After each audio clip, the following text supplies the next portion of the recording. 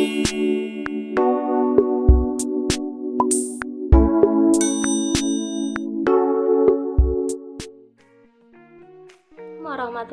wabarakatuh. Halo semuanya, perkenalkan saya Miss Rina Lutfia dengan nomor induk mahasiswa 19011112079 dari kelas Koperasi 4 Program Studi Pendidikan Ekonomi Fakultas Keguruan dan Ilmu Pendidikan Universitas Riau.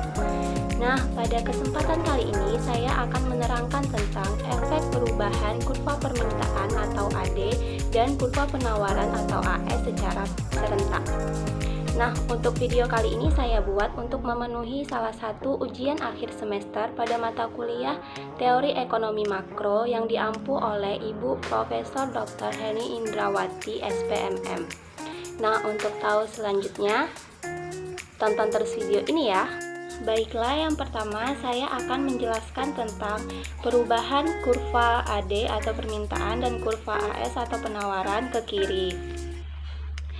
Nah, perubahan atau pergeseran kurva ini disebabkan oleh harga bahan mentah yang diperoleh dari impor itu naik. Nah, dengan naiknya harga bahan mentah tadi akan menyebabkan harga naik yang semula P0 menjadi P1 dan pendapatan nasional real turun dari Y0 ke Y1.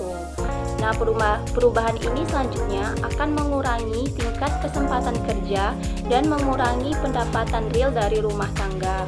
Nah, dengan berkurangnya tingkat kesempatan kerja dan pendapatan real rumah tangga akan mengurangi permintaan agregat, dalam artian permintaan agregat turun dari AD menjadi AD1.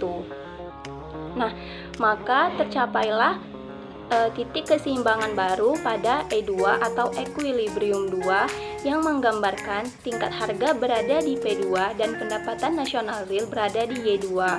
Nah, oleh karena kenaikan bahan mentah tadi yang menyebabkan kurva AS menjadi AS1 yang pada akhirnya permintaan agregat turun dari AD menjadi AD1.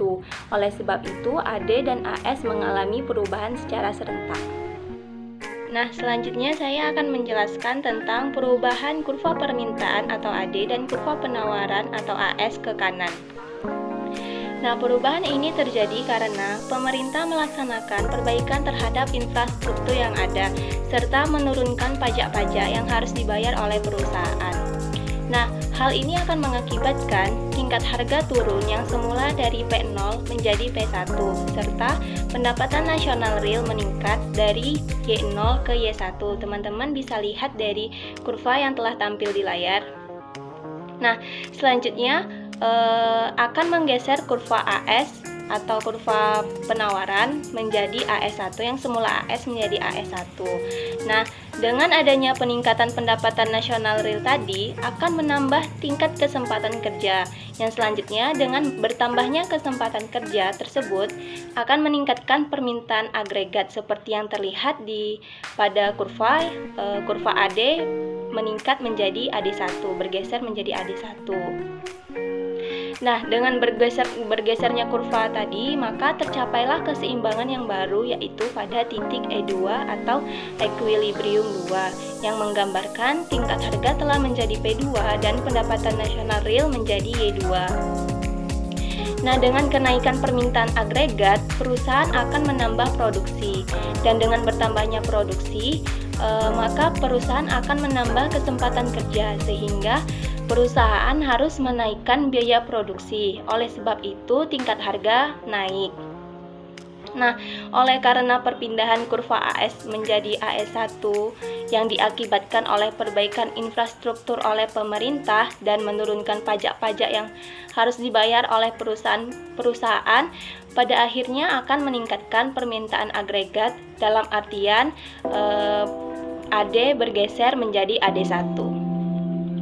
Nah, itu dia tadi penjelasan tentang efek perubahan serentak dari kurva permintaan atau AD dan kurva penawaran atau AS dari saya. Sekian dari saya, thank you for watching and see you on the next video. Assalamualaikum warahmatullahi wabarakatuh.